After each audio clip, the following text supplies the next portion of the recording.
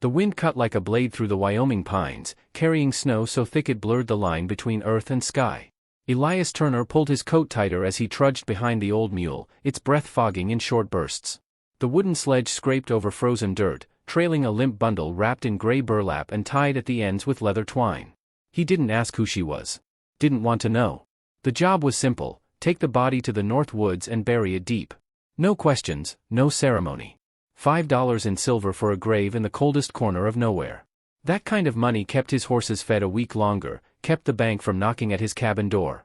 But as Elias neared the clearing, an open patch between tall spruce, the soil barely softened from a previous digging, he felt something churn inside. Not guilt. Something heavier. Familiar. The grave was already half dug. He'd started it earlier that morning when the snow was light and the sky still a pale, forgiving gray. Now it had darkened, and the air had turned mean. He dropped the reins and walked to the edge of the pit. Dirt clung to the shovel blade like frozen tar. Elias hesitated, wiping his brow though it was freezing. One glance at the bundle told him it hadn't moved. He kneeled, untied the ropes, and gently peeled back the burlap. A woman's face emerged, pale, lips bluish, eyes closed. She looked no older than 30. Black hair matted with ice, lashes dusted with frost. Her hands were folded over her stomach, fingers bruised. Elias drew a slow breath. Something about her face stirred old shadows. Not recognition, just memory. His wife's face, cold in a wooden box. His son, eyes wide the day she died. The sound of coughing in the dark. He grabbed the shovel and turned toward the pit. The wind stilled for a heartbeat. Then he heard it, sharp and sudden. A gasp. The sound froze him mid-motion. Elias whipped around. The woman's chest rose. Once. Then again. He stumbled back, snow crunching beneath his boots. The shovel fell from his hands with a hollow clang. For a moment, he thought his eyes lied. That he'd gone mad from cold and grief. But her lips trembled. Her head tilted. Eyes fluttered open, just a sliver. Blue-gray irises locked onto his face. "Help," she rasped. Elias blinked. What in God's name? He knelt beside her, hesitantly placing 2 fingers on her neck. There it was, weak but real. A pulse. "She's alive," he muttered, voice hoarse with disbelief. Hell. Hell. His mind kicked into motion. Who would send him to bury someone who wasn't dead? He didn't wait to find out. Without another word, he wrapped the woman in his wool blanket, secured the tarp around her, and dragged her onto the sledge. She moaned softly, slipping into unconsciousness. Elias climbed onto the mule, gave it a kick, and disappeared into the white storm behind them. They rode for over an hour, northward into forested hills where few dared venture in winter. The trail turned to little more than game tracks and memory. Snow blinded him, his beard crusted with ice. He knew of one place left, a hunting cabin he'd helped build years ago, long since abandoned but dry. The cabin appeared like a ghost through the trees, just 4 walls and a stove, but better than the open sky. He broke the door open with his shoulder, cleared snow from the floor, and carried the woman inside. Elias worked fast. Firewood was stacked in the corner from an old stash. He lit the stove and set about boiling snow. The woman lay curled near the heat, barely breathing. Her skin was still deathly pale. He removed her coat, trying not to look too long at the marks on her wrists, dark bruises, thin cuts. Rope burns. She'd been bound. There was no mistaking it. Whoever had her, hadn't meant to let her go. Elias dressed her wounds as best he could. He wasn't a doctor, but he'd patched up his share of men in the war. Her breath began to steady. He forced small sips of warm water past her lips. She groaned but drank. Night fell like a curtain outside. Inside the cabin, the fire crackled. Elias sat in silence, rifle resting across his knees. Snow piled against the windows. Shadows flickered on the log walls. He looked at her again. Why had they wanted her buried? More importantly, why hadn't she been dead? A faint sound stirred in the distance. A horse. He rose, moved to the window. Just trees and darkness, but the sound came again. Faint, cautious hoofbeats. One rider. Maybe more. Elias doused the lantern and crouched low, rifle at the ready. Another few minutes passed, but the sounds faded. Whoever it was hadn't come close. Not yet. He didn't sleep. The woman stirred just before dawn. Eyes fluttered open, lips dry and cracked. Elias knelt beside her again. "You're safe," he said quietly. "For now." She blinked, gaze unfocused. Then, hoarsely, "Where am I?" "A cabin. North Woods." Her eyes widened slightly. "How long?" "Don't know," he said. "They told me you were dead. Paid me to bury you." She tried to sit but fell back, wincing. "I don't remember," she whispered. There was pain. A man. A wagon. Then dark. He gave her water, silence stretching between them. She wouldn't, or couldn't, say more. "What's your name?" he asked.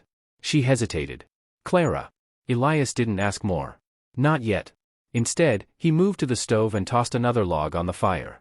Outside, the storm was dying. But the danger was just beginning. Somebody had tried to erase Clara Hale. And Elias Turner, a man with nothing left to lose, had just made himself a problem they'd want buried, too.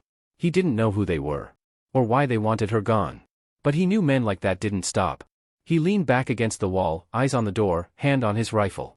For the first time in a long while, Elias felt something stir in his chest, something dangerous and cold and sharp. Purpose.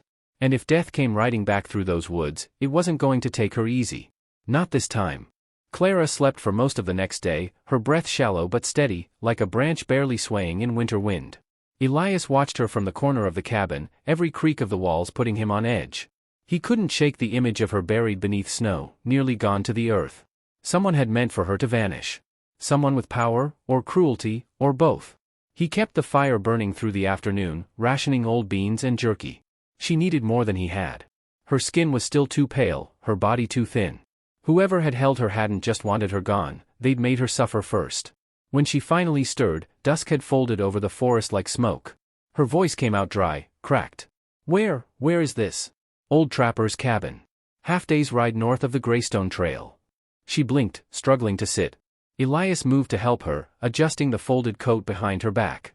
Her hands trembled as she gripped the cup he offered. "You saved me," she whispered, studying him with wary eyes. "Why?" Elias paused, unsure himself. Didn't seem right to bury someone who was still breathing. She looked down into the cup. "They meant for me to die. They were sure I had." "Who were they?"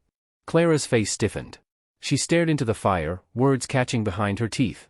"People who don't like loose ends." Elias frowned. "That's not an answer." "No," she said softly.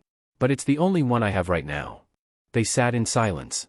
The only sound was the crackling stove and wind scraping past the cabin walls. She spoke again, voice low. "I worked in town. Little place called Ridgeway. Barmaid, sometimes singer, whatever paid. One night, a man offered me a job, something quiet," he said. "Just carry a letter to a farm north of town. $5. Elias nodded slowly. "And?" "The letter was coded. I didn't know. Didn't care. But it mattered to someone. Real bad. I never made it to the farm. Got grabbed outside of town. Thrown in a wagon, blindfolded, beaten. They asked who gave me the letter. I couldn't say. I didn't know." Her hands shook now. Elias didn't interrupt. "They kept me somewhere cold. Stone floor. No windows. Fed me just enough to keep me awake. Then one night they said it was over. Said no one would ever find me. That they'd already paid someone to see to it." Elias swallowed hard. His stomach turned. "And then I woke up staring at the sky," she whispered. "Looking up at you." He let the words settle like snow. Elias wasn't a man who chased fights anymore. He'd had his fill. War had hollowed him, left him watching life from the outside. But this was different. "What do you remember about the men?" he asked. "Voices, names, anything?" "One called the other Marshall," Clara said after a pause. "Not like lawman. More like a name. Marshall Briggs, maybe. Deep voice. Smoked constantly. The other was nervous. Kept apologizing. Said he'd be quick." Elias filed the names away. Ridgeway was 50 miles south. Too far for them to track easily. But not impossible. Clara's eyes searched his face. "You don't have to help me. I know. They'll kill you too, if they find us." He nodded. "Likely." She looked away, her voice soft. "Why are you helping?" Elias hesitated, then answered truthfully. "I buried my wife last spring. Consumption took her slow. Left me with nothing but debt and ghosts. You looked like someone I couldn't walk away from." Clara didn't respond. But something softened in her expression. For the next 3 days, they remained hidden. Clara regained strength slowly, eating little, sleeping in broken intervals. Elias hunted when weather allowed, snares for rabbits, once a squirrel. He patched her clothes, reinforced the door. Each evening, they talked in fragments. Trust came in inches. She told him about her brother, lost in the mines 2 winters back. About the songs she used to sing before her voice cracked from the cold. Elias told her of his boy, gone east to find factory work and never wrote back. Of the war that took more than it gave. One night, after a hard wind rattled the shutters, Clara turned to him suddenly. "They'll come. Sooner or later. If Marshal Briggs is involved, they'll want to finish what they started. I know. I can't run again. I've spent my life running. Elias looked her in the eye. Then we don't run. Outside, the world was a pale storm of silence and frost. But inside, the fire burned hotter. The next morning, tracks appeared outside the cabin, 2 horses, maybe 3. Fresh. Less than an hour old. Elias saw them before Clara woke. He didn't panic. Just returned to the cabin, checked his rifle, loaded the second revolver he'd kept in the stove's hollow flue. When Clara stirred, he didn't have to say anything. She saw it in his face. How many? Could be 2.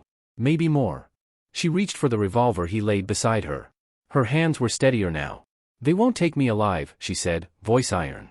Elias nodded. Then let's make sure they don't try.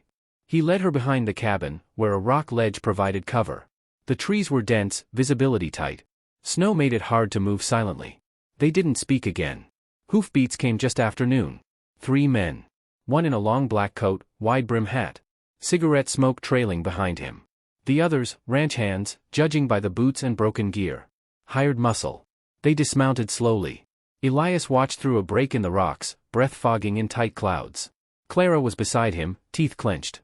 Spread out, the leader said. She's weak, but she's got help. That bastard Turner didn't finish the job. Elias felt something inside him crack and sharpen. The moment one of the men stepped too close, he fired. The shot echoed like thunder. The man dropped. Gunfire burst from behind a tree. Clara had fired twice, forcing the other man to dive for cover. Elias rose and moved fast. One shot to the chest, another to the leg. The second man screamed, then went still. Briggs ducked behind the horse, returning fire. You got no idea who you're dealing with, Turner. Briggs shouted. You think you can save her? She's already dead. Elias circled wide, stalking low through the trees. He waited for Briggs to reload. Then stepped out. Let's find out, he growled. The shot rang out, clean, final. Briggs dropped like a felled tree. Silence returned. Clara emerged slowly from the rocks, gun still raised. She looked down at the bodies without a word. Elias stood beside her, breath heaving. They didn't celebrate. Didn't speak. They just watched the snow fall around 3 dead men and knew others might follow. But something had changed. She wasn't the woman they tried to bury anymore. And he wasn't the man who dug graves for money. They had become something else. And what came next would test whether that was enough to keep them alive. The 3 bodies lay cold in the snow for 2 days before Elias and Clara found the strength to bury them. The ground was frozen hard, each strike of the shovel jarring their bones. They didn't speak much, there was nothing left to say about what had happened. Death had come for them. They'd simply sent it back. By the time the last mound was covered, Elias stood with his hands blistered and numb. Clara wiped dirt from her face, eyes hollow but steady. It was done. For now. They returned to the cabin, but it no longer felt like refuge. The air inside was tighter. The walls seemed to press closer. Clara's sleep became restless again, haunted by dreams she didn't share. Elias heard her murmuring at night, sometimes sobbing into her blanket when she thought he couldn't hear. Each morning, she rose before him, pacing the snow-crusted clearing like she was searching for something buried beneath more than just frost. We can't stay, she said one morning as they sat over a tin of warmed beans. They'll keep coming. They don't know where we are, Elias replied, though even as he said it, he felt the lie in his chest. She looked at him. You killed Briggs. He wasn't just some hired blade. He was part of something larger. Someone's going to notice when he doesn't come back. Elias sighed, nodding slowly. Where would we go? Clara hesitated, then reached into her coat and pulled something from the lining, a scrap of paper, folded so many times the edges had softened like cloth. I remembered something, she said. When they took me, I caught a glimpse of this map on a desk. I stole it when they left me alone for a minute. It shows the trail they used to move between Ridgeway and a station house in the hills. Hidden roads. Smugglers' paths. Elias studied the crude lines. It wasn't much, but it offered something rare, direction. They've got a staging post, she continued. Maybe records. Names. If we can find it, maybe we can figure out who paid for my death, and why. You're talking about going straight into the lion's den. Clara nodded. I'm done hiding. Elias stared at her for a long time. She wasn't the same frightened woman he'd pulled from the snow. There was steel behind her eyes now, hard-earned and sharp. All right, he said. But we go careful. They packed light. A rifle each. What food they had. Elias took the trail axe. Clara found a hunting knife in the cabin's drawer, and without hesitation, strapped it to her boot. They left under cover of darkness, moving east through the trees before cutting south toward the hills. The journey was hard. Snow turned to sleet. Ice crusted the trees. Twice, they had to backtrack when they spotted riders on distant ridgelines. Clara grew quiet during the march. The weight of their purpose seemed to settle heavier with each step. Elias didn't press her, he understood too well how silence sometimes spoke the loudest. By the third night, they camped in a cave near a frozen creek. The fire was low. They sat close, wrapped in worn blankets. "I keep thinking about the man who handed me that letter," Clara said suddenly. "I never saw his face clearly. Just a scarf and a gloved hand. But he said something strange, called me the perfect ghost." Elias frowned. "Meaning what?" "I don't know. Maybe I was meant to disappear before I ever got there. Maybe I wasn't the first." Elias leaned back against the stone wall, eyes narrowing. "Then we find out," he said. By dawn, they reached the edge of a ridge that looked down over an old trading post, long since shuttered. From above, it looked abandoned, roof sagging, doors rotted. But smoke curled faintly from a chimney in back. They watched for hours. 2 men came and went, one carried crates, the other stood watch with binoculars. "This is it," Clara said. They waited until nightfall.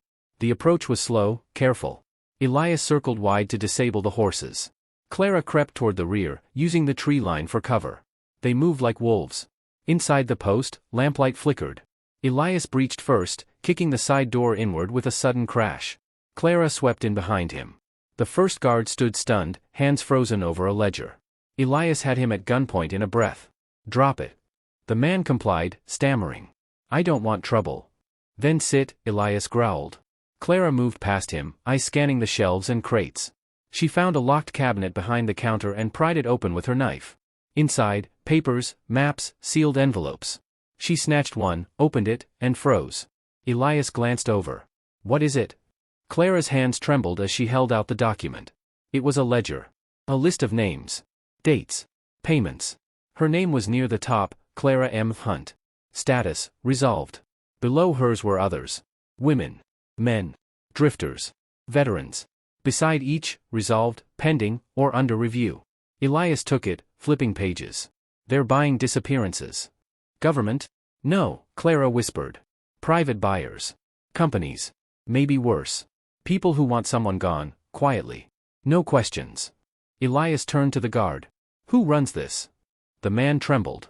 "No one you want to meet. Please, I just keep the records." "You keepin' records of the dead?" "I don't ask questions. I just file the damn papers." Clara's voice was steady now. "Burn it." The man blinked. "What?" Elias didn't argue. He gathered the papers, tossed them into the stove. Flame swallowed the secrets. Black smoke curled up the flue. Clara turned to the guard. "Run." He didn't hesitate.